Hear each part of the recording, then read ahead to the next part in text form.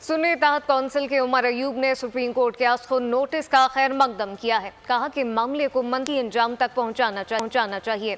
आमिर डोगर का कहना था कि तसद्दुक जिलानी का कमीशन की सरबराही से इंकार एक अच्छा फैसला है। असद कैसर बोले, अदालतों से हमारा मैंडेट वापस ना मिला तो हुकूमत को किसी सूरत चलने नहीं देंगे।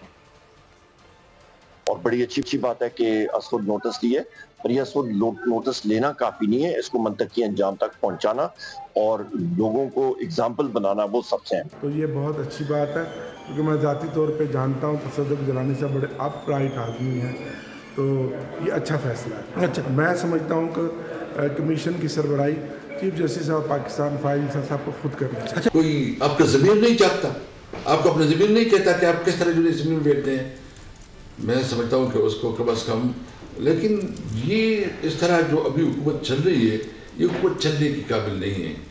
इस तरह की जिसके पास अवामी इत्तेमाद न हो, अवामी हिमायत हासिल न हो, आपके फैसले कैसे कर सकेगा। सब्सक्राइब करें और बेल दबाएं ताकि कोई खबर रह न जाए।